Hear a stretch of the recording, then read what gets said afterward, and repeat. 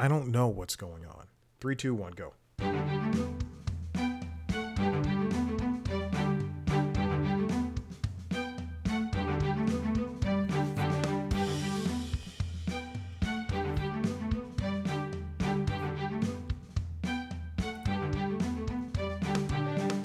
And welcome back to LinkedIn Logs, the Jobs Podcast. I'm your host, Chad White. If you didn't know, this is the Business and Jobs Podcast for the website, cpluscomedy.com. It's a website, go there. I am adding that addendum to, and if I left it in after I edited, you heard me say, I don't know what's going on. There's something going on with the cables. I have to update these cables. I've had the cable that connects this mic to the Zoom recorder for so long, and it's not good. And it's the only, and I'll say this, it's the only Amazon Basics thing I own. I do not own any other Amazon Basics thing because the short of it is, if something does really well on the Amazon platform, that is a third-party device or whatever. Like if Yeti, this is Hydro Flask. If Hydro Flask started selling water bottles on the platform, and then they see that the Amazon sees that Hydro Flask and Yeti and all these other companies are doing well, then they go, well, we'll make our own tumblers. And what they do is they'll just get like some very cheap company to start making them and put out the same exact product, and it's just not good. So these cables are the only ones I own, the only Amazon Basics thing I own. Anyway, that's why I was reacting to what was going on. I don't know what's going on anymore. Oh my God. I went off on a whole spiel, but I was going to say something else. Welcome back in. This is episode 103. I'm sorry, I'm looking at a different podcast. I just recorded an interview with a comedian that'll be out tomorrow on the Constitutionals podcast feed. So please be sure to listen and to watch. Remember, I don't get paid for this. But it's nice to know that I have some sort of following. And by some sort of following, I mean I barely have a following. But again, I don't do this for money. Check that, Smartless Boys, Conan, all these friggin' big-time celebs coming in and doing podcasts. Welcome back in, making money. Although it does seem like I try not to subscribe to any more podcasts. The truth of it is, years ago, before podcasts were big and mainstream, I was listening to all these alternative comedy podcasts. I was one of those people, and news podcasts and all this stuff. And this is before like truly anyone was making money. And then podcasts hit it big because of Serial and because of Conan, the likes of those programs. And then everything just became kind of whitewashed in terms of just what is good and special. And now, since literally anyone can make a podcast, it's just not good anymore. It's just everything is just so everyone wants to make a dime, which is fine. People have to have ways to make money, which is good and fine. And again, I'm all for people making money doing something that they like, but I shouldn't be on a Facebook Marketplace and see, which is it's the only way you'll find me on Facebook. Because everything else is, I haven't posted there in decades. But I shouldn't go to Facebook Marketplace and see someone selling their podcast setup because you thought you were going to hit it big, and then every description is the same. Haven't touched it. It's not used. I didn't want to do this anymore. Just like, why? You don't need to spend hundreds of dollars in order to do a podcast. And first of all, you don't need to do a podcast. I've been doing C Plus Comedy we're in our 13th year. I've been doing it for 12 years, but we're in our 13th year. It's just, it's a portfolio. It's a portfolio. Don't come in thinking you're going to make money. I'm going to be Alex Earl. She's an attractive white woman. She's going to make money regardless. Ooh, I'm going to get canceled. Welcome back in episode 103. I had a discussion with it's Friday afternoon. I hate to say supervisor because that's not really what she is, but my supervisor goes, "Hey, let's have a chat about some upcoming work things because we've been having meetings all week." And so we have this hour and 14-minute conversation. We did shoot the shit a little bit. I just bought tickets to see Bruce Springsteen. I would, you know what? Thanks to this job, I would not be able. I'm able to afford things like that rower, like this Garmin watch, this new Garmin watch I have. And it's and Bruce Springsteen tickets is wonderful. I'm excited. You better believe I'm showing up every day with a fucking smile on my face. But we talked about that. But anyway, I was informed that I would be taking over 2 new networks, including I have not discussed where I work. Okay, I'm not going to talk about that. But I do currently work for a place that has a lot of networks. I just realized that I've never mentioned exactly where I work. I work at a place with TV networks. It's not Warner Bros. But we'll get to Warner Bros. In a second. So I'll be taking over a couple more networks along with my current duties of. I'll tell you the networks I am in charge of right now. In charge, in quotes. The networks that I cover. There we go. That's it. That's a good way to put it. The networks I cover. They are 2 big ones. Oh, the other ones have already been added. Oh, plus there's another one. Oh, Lord. Oh, God, there's 2 more. Oh, no, there's 5. There's 5 more in total. Anyway, the networks I cover now, you know them. It's great. It's wonderful. But this is just like I have added responsibilities, which is an insane thing for me to have. But also I'm in my 30s and I need to have some sort of added responsibility when it comes to work. Because again, I'm coming from what's CNN, where I was treated like a child, like truly. So it's just amazing to be in a place where they ask you a question, you got to know the answer. And that happened during a meeting, mostly, I think like 45 minutes ago or so. I'm sorry, what time is it? No, it was like 2 hours ago. See, I don't even know what's going on. Anyway, yeah, added responsibilities. Listen, I did do one thing else today.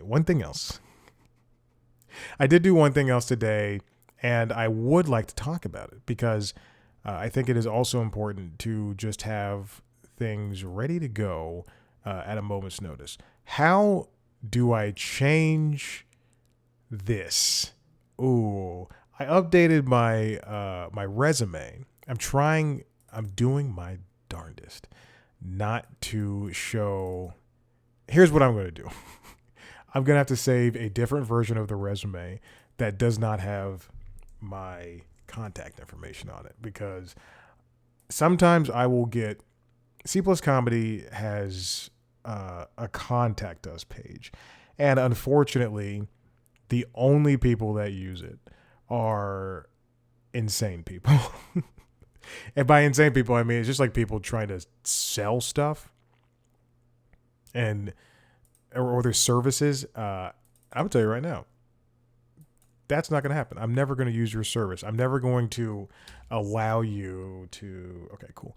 I'm never going to allow you to become the podcast distributor. I already have a distribution. We're good.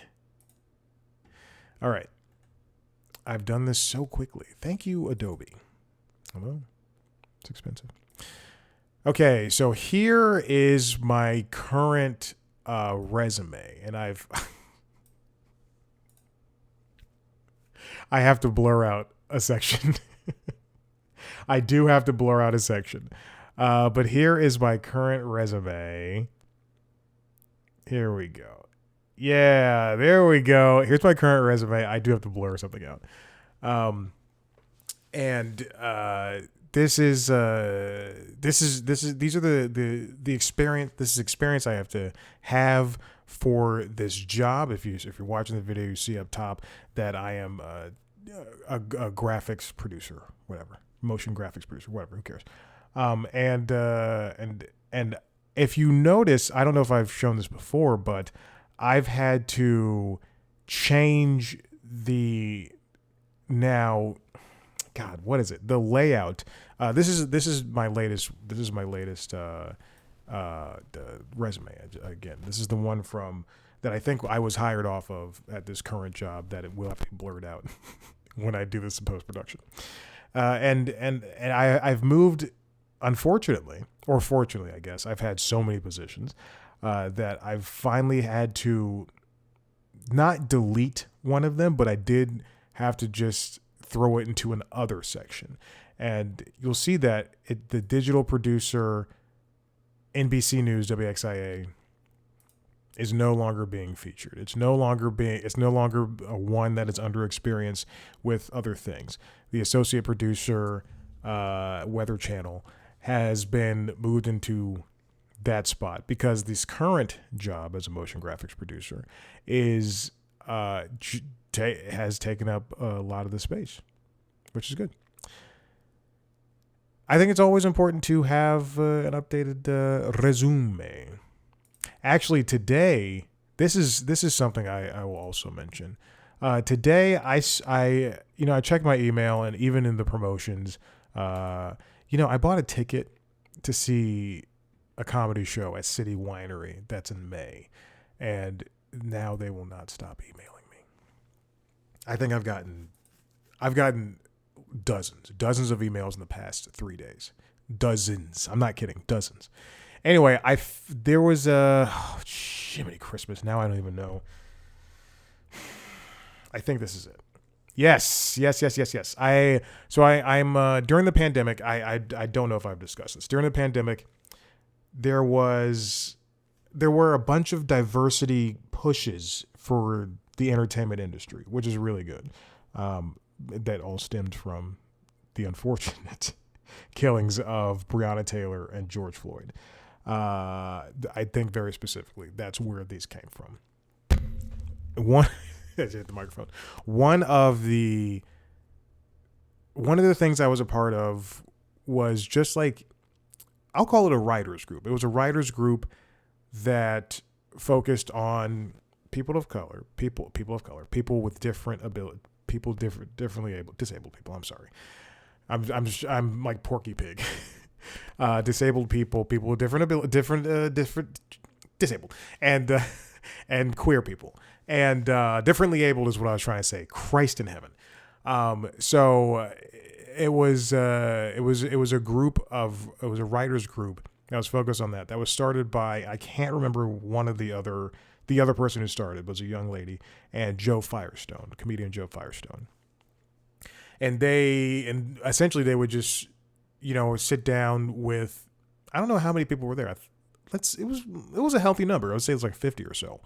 But we would have like Zoom meetings and everything, because everybody was, at home, and we would have Zoom meetings, and then we would break out into smaller groups of 3 or 4 and just talk about writing and what we're writing and share different writing things. And it was nice for a little bit. And I think they did it like 4 or 5 times.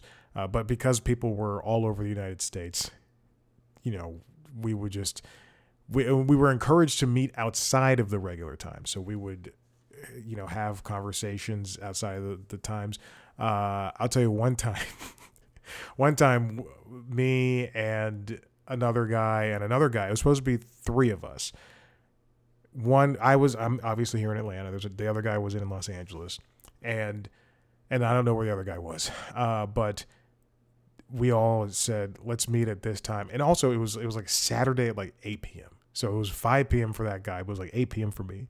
And I remember I showed up and like maybe a couple of minutes late, and this other guy was the guy in California, was, and I don't want to put him on blast, but also I don't remember this guy's name, almost in full tears, because I guess the other person has not shown up, and then I wasn't there, so he felt like we were ditching him, I came on. We chatted about just writing and things of that nature, and that was fine. That was pretty much it.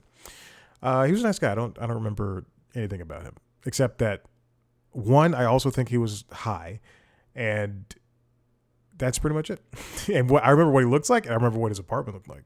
Anyway, that was a time period. But then one of the other things that I don't remember how I was a part of, but I think it might be through the Writers Guild of America, because I'm not a part of the guild. I'm just I get the emails and everything.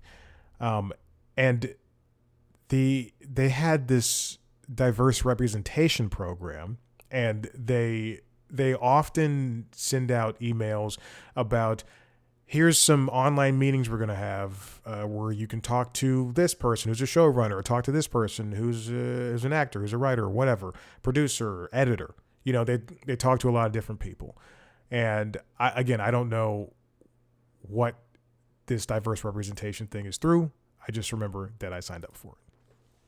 And then this morning I get an email, and apparently Disney has a new, I don't know if this is new, I don't know if this is old, but they have Disney Entertainment Television's Creative Talent Development and Inclusion Team. Oh, okay. So they essentially just created a thing where this department through Disney connects writers, producers, directors, and crew and other talent at all levels of opportunities across Disney Entertainment Television. So it's kind of like a Workday situation, but it's definitely not Workday. And they work with everybody at Disney, from 20th Television to FX to Hulu to ESPN to Searchlight Pictures. It's great. This is great. And it just seems like it is a jobs connector. I did sign up for it. But the one thing about it is that it is heavily, it's not like it requires IMDb, like you have to have an IMDb, but it is something that is going, hey, if you have an IMDb, link it here. Because again, I think every single person needs help in this industry pretty much all the time, unless you're Shonda Rhimes or Ryan Murphy or Judd Apatow. You're going to need, and even then, I would probably say, they would need help if Judd Apatow wants to go out and make another bad movie like The Bubble. Ugh, I hated that thing. Then he's gonna have to find a distributor and other producers and everything. And Judd, baby, I'll work with you. I know I said that movie sucked, and it does, but baby, I'll work with you. So we'll see what comes out of that. I signed up for, it's not a sign up situation. It's you put your name in and all the job stuff you've done. But I don't know. First, you have to make an IMDb, and I don't think I am going to do that. Unless I am paying for IMDb, and that's not going to happen right now. I just bought all these stuffs. How am I going to see Bruce Springsteen if I don't get the butter? It's interesting. Is it? But just keep an eye out for stuff. Okay, hey, let's get into this other. That is my email. I'm gonna close that down. Let's get into the story. The one story I have. What is going on? How come I can't see anything? What? Oh. What? Oh, geez, Louise. The window's not popping up, so you can't see nothing. Okay, hold on. That's the wallpaper. Okay, now you can see the wallpaper. All right, can you see this? Oh, God, you can't. All right, whatever. This comes from the New York Times. It's written by Lauren Hirsch. Paramount revises its bid for Warner Brothers Discovery. Last week, we had information. I talked about this on the Constitutionals, Entertainment Business News podcast, that Warner Brothers Discovery is going to reopen talks with Paramount Skydance. Here's a very compressed version of it. This is like the 10th offer that Paramount Skydance has offered Warner Brothers Discovery, and they received the revised offer. Paramount Skydance sent the revised offer for Warner Brothers Discovery in order to take it away from Netflix. The deal, essentially a handshake agreement that's basically written on paper, more than a handshake agreement. That is that for Netflix to buy Warner Brothers Discovery or Warner Brothers assets. And Paramount Skydance has come in and said, hey, we want to buy everything. And we want to buy it for roughly the $30 a share. And then we'll also pay all the debts that you have. Also, we'll pay the couple $2 billion that you'll have to pay to Netflix for the breakup fee of that deal. And then we'll also pay you $650 million per quarter that the Paramount, Skydance, and Warner Brothers Discovery deal does not close, starting in 2027.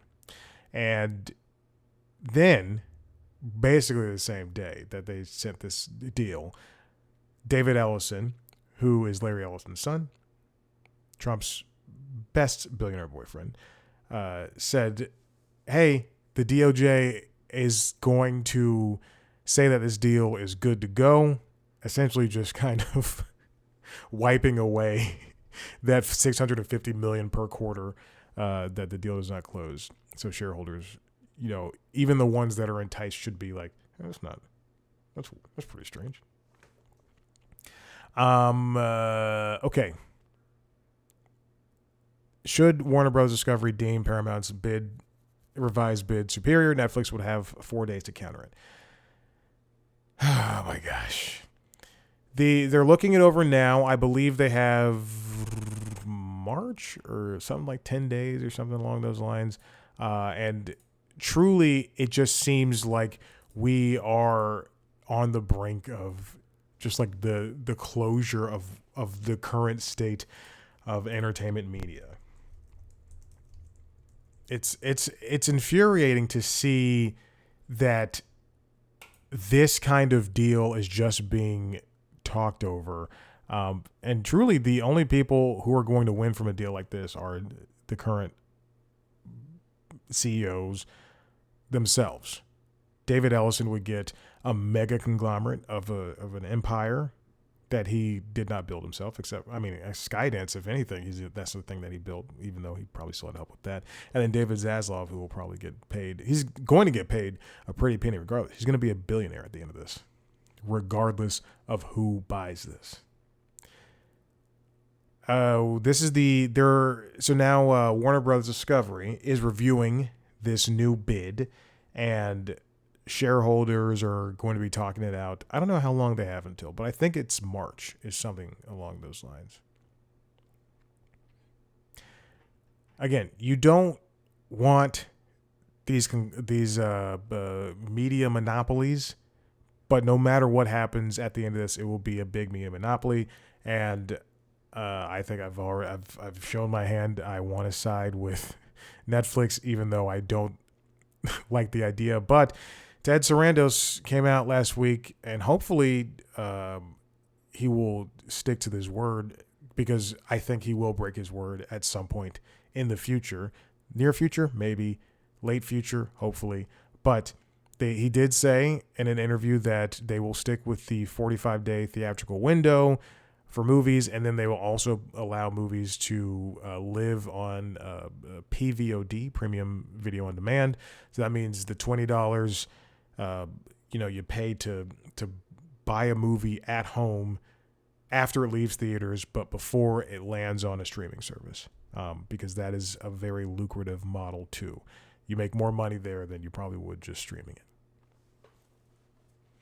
Whereas for Paramount, Skydance, they said that with Warner Brothers Discovery, they would release like 30 films a year, which is insanity.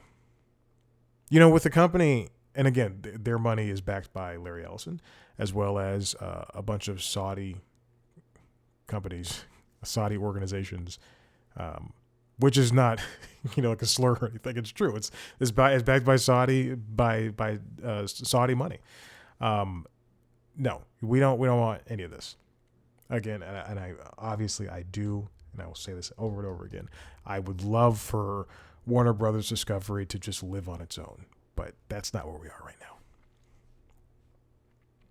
Okay, that's pretty much it. Yep. They're revising the offer. There's nothing else going on. Listen, if you like what you heard here, head to the website, cpluscomedy.com, where you can see a video version, where you can see pretty much everything I've ever done. If you want to see this new interview that's coming out tomorrow with a comedian, go to youtube.com/cpluscomedy, where you can see a video,